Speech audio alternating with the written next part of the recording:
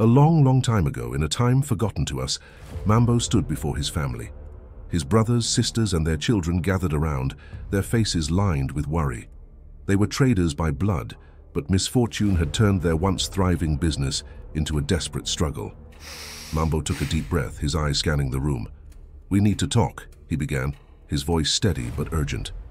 "I have a solution to our problems." Gangs of bandits had come together, raiding traders and travelers alike. The trade routes had become dangerous, and safe passage was now a thing of the past. Everyone sat up, eyes fixed on Mambo, hoping for a miracle.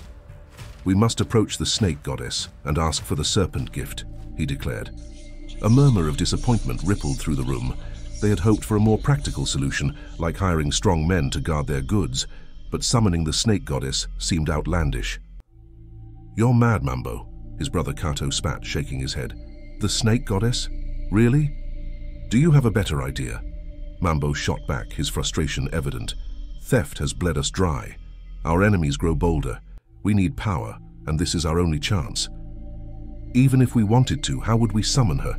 Eli, the youngest, asked, his voice trembling with a mix of fear and curiosity. Mambo held up a small worn book, the pages yellowed with age. "This book contains the ritual. I paid a small fortune to get it." Silence fell. The weight of their desperation pressed down on them.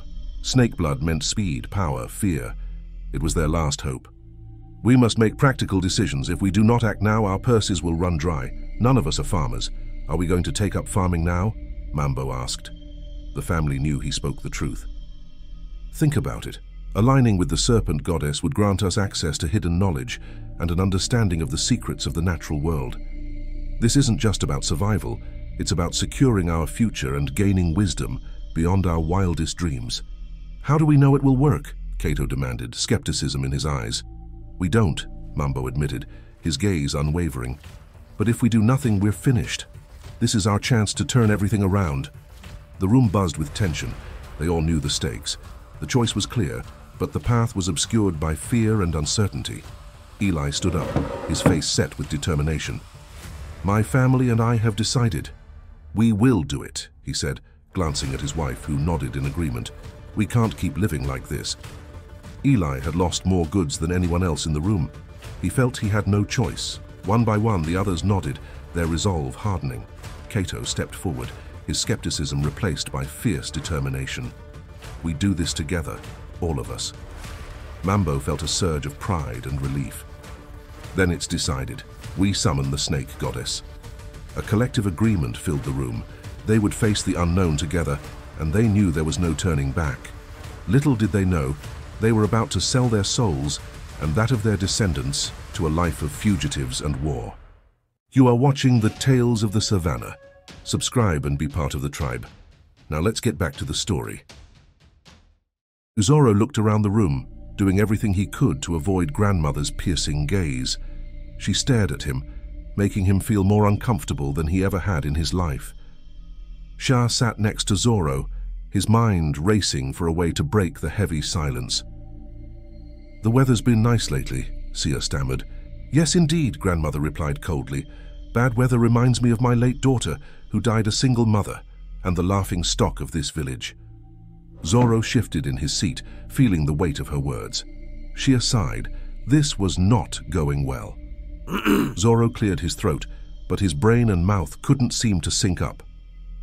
"Are you going to say something, Zoro?" Grandmother's voice cut through the silence. In the corner of the room, a subtle scent of the snake people lingered, which Zoro assumed was from the child. The child stared at Zoro from the shadows, as if demanding an answer too. The silence was suffocating. Sia tried to speak, but grandmother shut him down with a glance. "Grandmother," Zoro began, remembering Kabo's advice that he always gave to the team. "If you do not know what to say, always speak from the heart. I am truly grateful for the sacrifices you've made. My son Sia, now a grown man, is here because of you. I have no excuses for my past behavior. I humbly apologize and ask if you will allow me to see my grandson." Grandmother's eyes bore into him, then she nodded. "Very well, but before I decide, there's no more firewood, and the fire is dying. Go chop some for us."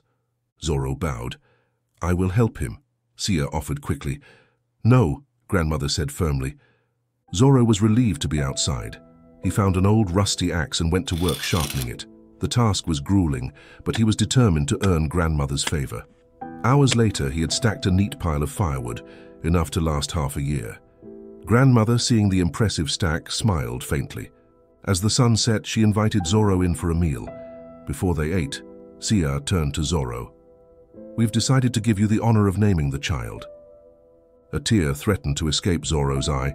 He was handed the child. His blood boiled from the scent, but quickly calmed. "I will name him Tendai," he said, his voice steady. "It means to be thankful, for if the goddess allowed it to be so, we shall be grateful for the gift." The tension in the room eased slightly, and for the first time Zoro felt a glimmer of hope. Tina walked into a veterinary clinic downtown with Amina in tow. The day had been hectic in the tunnels, with preparations for the upcoming war. "This is the place," Tina whispered, as a bell rang when they entered. Inside was an older, handsome man who quickly recognized Amina. Amina was shocked, but the man pointed at the TV where her face was plastered as a wanted person.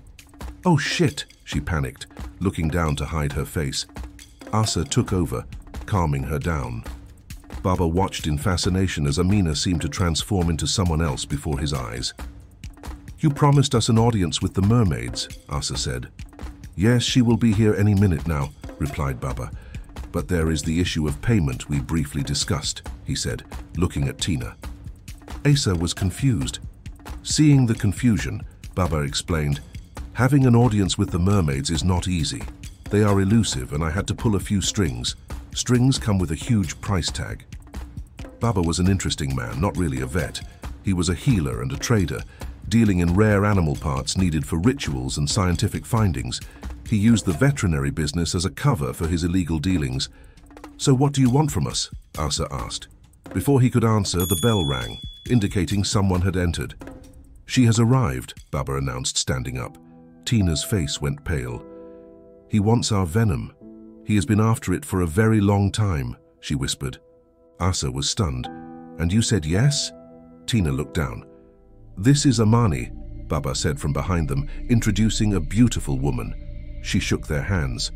Asa was confused. Mermaids could walk on land. In her time, no such thing was possible. The woman, seeing the doubt on Asa's face, pushed her hair aside to reveal ear fins. This satisfied Asa. "My name is Asa, leader of the snake people. I would like an audience with your leader," she said, looking straight at Amani. "What is the purpose of this audience?" Amani asked. "It is important that I speak directly to your leader. Please pass my message," Asa replied. Amani nodded and left. "Now for my payment," Baba said, smiling as he sat back down, ready to witness a transformation. An empty container was placed on the table. "No, we cannot," Amina pleaded to Asa. "We can run away." Asa sighed. "A promise is a promise. This is a debt we must pay." Before Asa could transform, Tina morphed into a huge serpent, quickly filling the container with venom before changing back. Baba watched with a huge grin on his face. The two women walked back into the tunnels in silence, feeling they had lost a part of themselves that day. Asa looked at Tina, saddened that she had to make that sacrifice. In that moment, she wanted to say something, but the words did not come. Other questions swirled in their minds. Would the mermaid leader agree to meet? Or was this all a trick orchestrated by Baba to take their most valued liquid? Only time would tell. Meanwhile, the hunters stood at attention, faces filled with sorrow, as Dr. Kofi's body was wheeled in. The procession moved slowly, each step a tribute to their fallen brother. Each hunter saluted as the procession passed, honoring Kofi's sacrifice. Jengo, their leader, watched with a heavy heart. "Take him to the healers," he instructed quietly, his voice barely more than a whisper. The healers received him with solemn faces, ready to prepare Kofi's body the hunter way, ensuring his soul would find its way back home. The rituals were sacred, steeped in tradition, designed to honor the life and bravery of their fallen brother. This was the end of day 2. And that, my dear tribe members, concludes another episode of our Snake Island series. I've decided to take you on a journey from the very beginning of the Snake People's story, spanning across time to the present day. As we delve into the epic saga of the hunters and snake people, keep in mind that blood does not lie. It keeps an accurate record, a central theme in our series. Thank you for your predictions, guesses, and insights. I read them all, and they spark fascinating discussions in the comments below. Keep sharing your thoughts. And as always, thank you for watching our story, and we hope you enjoyed it. What lessons did you draw from this story? Share your thoughts with us in the comments below. Don't forget to subscribe and be part of the tribe. Thank you for watching The Tales of the Savannah. We will see you next time in the Savannah.